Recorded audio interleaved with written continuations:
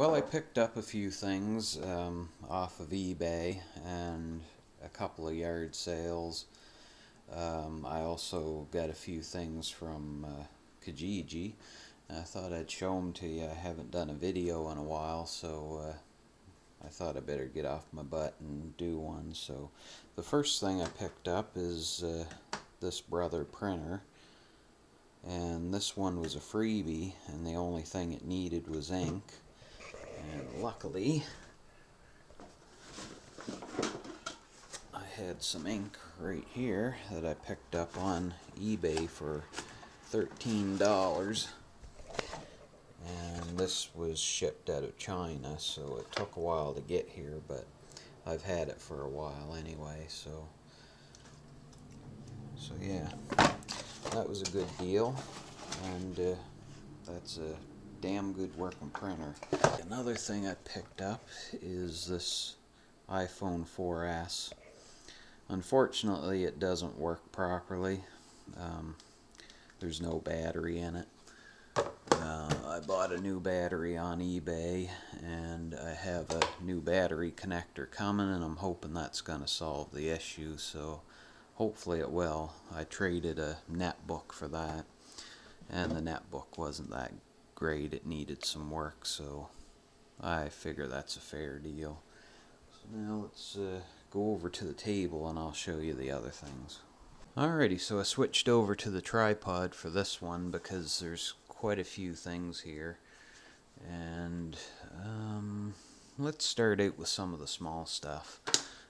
Some of these things are repurposed, and I'll let you know which ones they are. These batteries, for one, came from two different laptop batteries that were not holding charges anymore. But once I separated the cells and used a charger to charge them up, they work fine. So I have 9 of these, and they're completely free. So I bought, if I can find it in my pile of junk here, I bought this little power bank on eBay, and that was especially to accommodate these batteries. So anyway, I won't bother going through putting it together, but anyway, little cheapy power bank and some free batteries, and I can charge my cell phone quite a few times with that. And speaking of cell phones, I should show you this. It's not anything special, it's just an iPhone 4, but it came in the original box. It's in excellent condition and came with all the original accessories, and the thing works great. The only problem is it's not on my network, so I'm on Telus and this is a Rogers phone, so I'm either gonna have to get it unlocked if I want to keep this for a spare and actually use it. Otherwise I'll just do what I'm doing right now and use it as an iPod, because I got it dirt cheap. So I'll just show you that all the original accessories are in there. The only thing that was ever used was this cord and the charger, of course. The earbuds are still in the package. So I thought that was a pretty good deal. I just traded some junk for it. Not really junk, but just stuff I had kicking around here that I didn't need. That iPhone 4 came with this Defender series OtterBox case, so that was a freebie thrown in with the phone. So, and let's see, I'll show you this next. This is just a external hard drive, 500 gig in a Cooler Master external hard drive case, and pretty darn good one. It's got eSATA, has just a normal USB, that's like a printer sort of USB.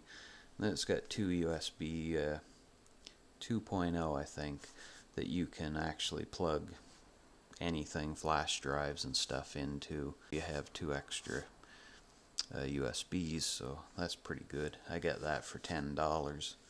at a yard sale, and it works great. It's just like brand new. So I couldn't pass that deal up. Let's see what else. I'll show you this. It's nothing special. Just a Acer Aspire netbook cord.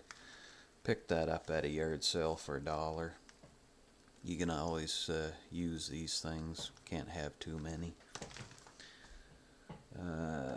Then here's an eBay purchase. It's just a cheap soldering iron.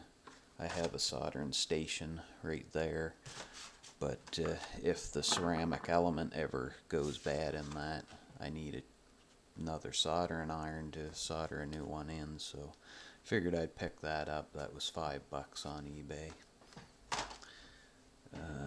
Okay, so I have this little thing, and this is a step down, I think, converter. You just put a power source in here, and it's 4.5 to 37 volts, I think, if I remember right, and then it just converts it to USB 5 volts. I think it's up to 2 amps, so it's pretty good, and has a little voltmeter on there. And that was $3, I think, on eBay. And to go with that, I bought a little charger doctor, and you just plug that into your USB, and it'll give you a voltage and amperage readout. And that was $1 something, I can't remember exactly. Let's see, this thing, little stapler, I bought at the yard sale for $1. I've been needing one, so I saw that there, and instead of paying $12 or $20 for one at the store, I just grabbed that one for $1. And this is another eBay purchase. It's just a travel converter. So this one's a 50 watt, and it just converts my 110 volts to 220 volts. So I can use some gadgets off of eBay that aren't available in 110. So that's pretty much the only reason I got that. I don't really travel overseas or anything, so. Oh yeah, that was $4, I think, $3 or $4, so pretty cheap. And it's, you know, it's not the best, but it does work. And here is something that I actually modified. It's a Dell power supply for a computer, so it's a ATX supply, and I just put some binding post on it and turned it into a desktop lab power supply. Pretty cheap. I already had this kicking around, so that was like $2 to make, because that's how much the binding post costs. So that was a real good deal. And another thing I modified is this old soldering station. This is just a cheapie. It was basically just a regular soldering iron like this that had a potentiometer and an on-off switch, so you could control the temperature. But I only had it for about a month and it broke, so I just modified it, put a fan on here and another fan here, and made a little charcoal filter, and put a DC jack, and turned it into a fume extractor for my soldering station. And it actually works pretty good.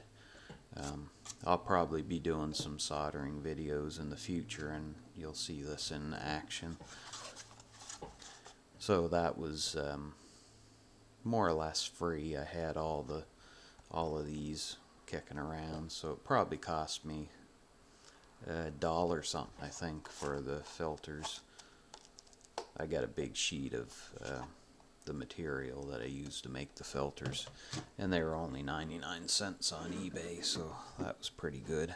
We're getting down to the nitty-gritty here, so I'll show you something else that I made. And let's take it off of the little stand I have it on. This was free to make, basically. I just used some junk.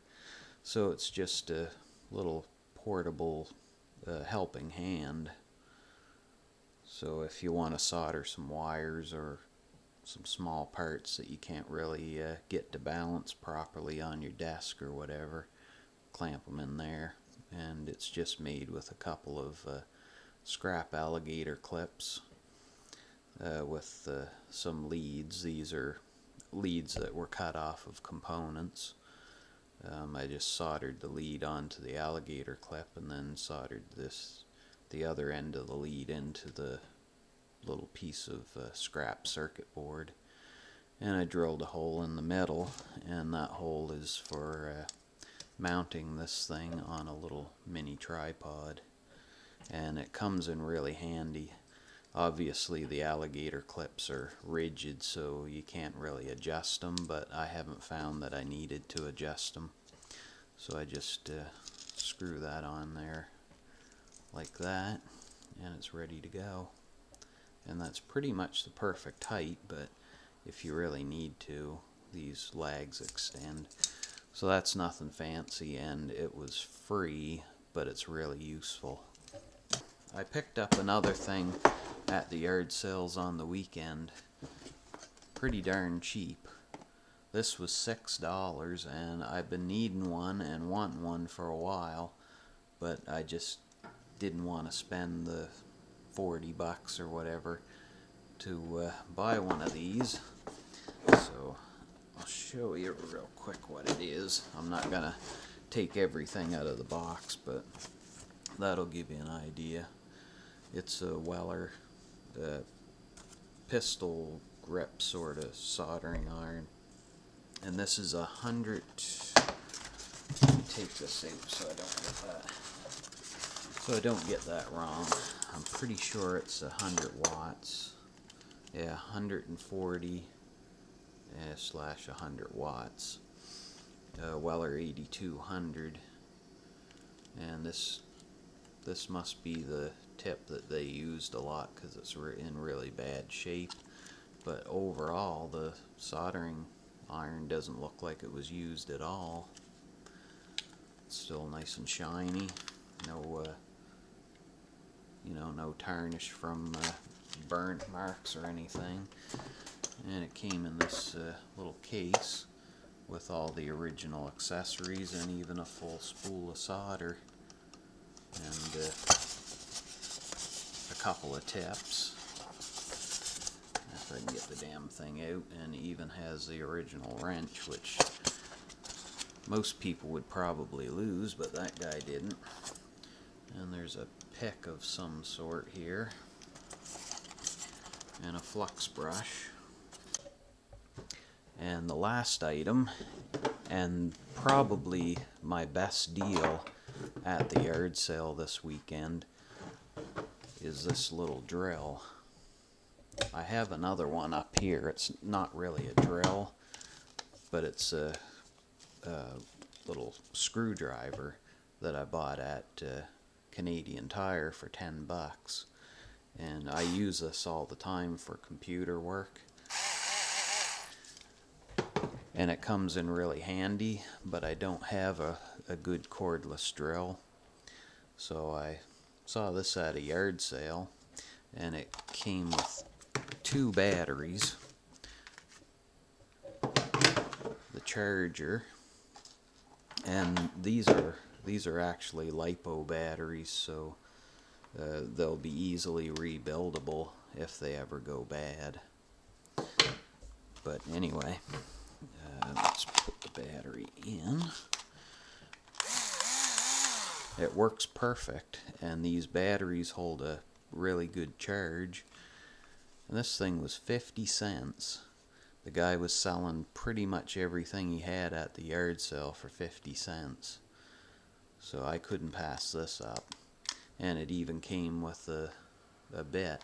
That bit alone is worth more than 50 cents. So that was my best deal, or best score I should say. Pretty darn good.